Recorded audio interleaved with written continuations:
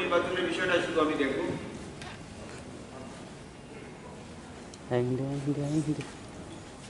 মন্ত্রী তথা professor doctor Shri Manik Saha মহোদয় এবং প্রস্তাবটি সমর্থন করেছেন মাননীয় মন্ত্রী শ্রী প্রণজিৎ সিংহ রায় মহোদয়। দ্বিতীয় প্রস্তাবটি জমা দিয়েছেন মাননীয় মন্ত্রী শ্রী রতনলাল নাথ এবং এটি সমর্থন করেছেন মাননীয় মন্ত্রী শ্রী বিকাশ দেববর্মা মহোদয় এবং তৃতীয় প্রস্তাবটি জমা দিয়েছেন মাননীয় মন্ত্রী শ্রী শুক্লাচরণ নোয়াতিয়া এবং এটি সমর্থন করেছেন মাননীয় সদস্যা শ্রীমতী কল্যাণী সাহা রায় মহোদয়। অধ্যক্ষ পদের জন্য মাননীয় সদস্য শ্রী গোপাল চন্দ্র রায়ের নাম প্রস্তাব করে অপর একটি প্রস্তাব দিয়েছেন মাননীয় সদস্য শ্রী জিতেন্দ্র চৌধুরী মহোদয় এবং এটি সমর্থন করেছেন মাননীয় সদস্য শ্রী অনিমেষ দেববর্মা মহোদয়।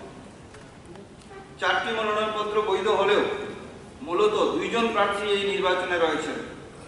আমি ত্রিপুরা বিধানসভার কার্য পরিচালন ও নিয়মাবলী বিধির 9(5) ধারা মোতাবেক ব্যালটের মাধ্যমে বিধানসভার অধ্যক্ষ নির্বাচনের সিদ্ধান্ত নিয়েছি।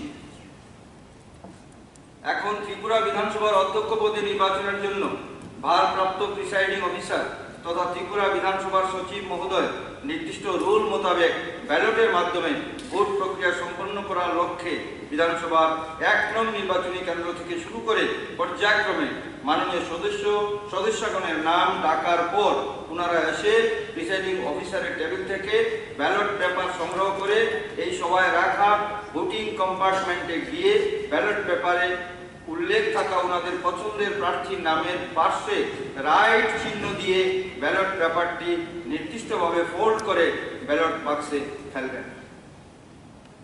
উল্লেখ্য, এই ভোট প্রক্রিয়ায় একজন মাননীয় সদস্য অথবা সদস্যা একটি মাত্র ভোট দিতে পারবেন। ভোট প্রদান সম্পন্ন হলে ভোট গণনা করা হবে এবং এরপর ফলাফল ঘোষণা করা হবে। এখন আমি ত্রিপুরা বিধানসভার অধ্যক্ষ নির্বাচনের ভারপ্রাপ্ত প্রিসাইডিং অফিসার তথা ত্রিপুরা বিধানসভার সচিব মহোদয়কে ইলেকটোরাল রুল অনুসারে ভোট প্রক্রিয়া শুরু করার নির্দেশ প্রদান করছি। এই নির্বাচন প্রক্রিয়া সুসম্পন্ন করার লক্ষ্যে ত্রিপুরা বিধানসভার 3 জন অফিসিয়াল নির্ধারিত দায়িত্ব পালনের জন্য এই হাউসে উপস্থিত রয়েছেন। দলের পক্ষ থেকে আমাদের কিছু বক্তব্য রয়েছে। গত 2 দিন আগে বিধানসভায় এসেছিলাম এবং আমাদের সিটিং অ্যারেঞ্জমেন্ট সম্পর্কে আমি মাননীয় সচিবের কাছে বারবার আবেদন করেছিলাম যে আমাদের এই প্রথম সারিতে 3 জন বসবেন এবং 3 জনের বসার সুব্যবস্থা নেই এবং বিরোধী দলের দলনেতা যে বসার সুব্যবস্থার জন্য আমি বলেছি আলাদা করে এটা যেন চিহ্নিত করা হয় এবং পেছনের দিকে এইখানে 4 জনের ব্যবস্থা হয়েছে কিন্তু তাদের পা রাখার যে বিষয়টা কম্পার্টমেন্ট এই বিষয়টি আমি বলেছি কিন্তু আজকে এখানে এসে দেখলাম যে সমস্ত ব্যবস্থাপনা গ্রহণের কথা ছিল একই ব্যবস্থাপনায় ওনারা বলছেন এখানে বসার জন্য। এই সম্পর্কে আমাদের আলোচনার দরকার। আমাকে বলা হলো যে একটা কম্পার্টমেন্ট যেটা একটা দলের জন্য রাখা হবে আর একটা কম্পার্টমেন্টে গিয়ে বসার কোনো সুবিধা নেই। তাহলে এই হাউসের মধ্যে আমি বলবো যেমন কোন দল বলতে পারবে যে নির্বাচনে সে 3টি এমএলএ নিয়ে আসবে বা 5 জন এমএলএ নিয়ে আসবে, এটা কেউ বলতে পারবে না। আজকে ধরে নিন যদি এখানে 5টা দলে বিরোধী দল নির্বাচিত হয়ে আছেন এবং 2 জন করে 4টি দলের যদি নির্বাচিত হয় তাহলে 8 জন হবে।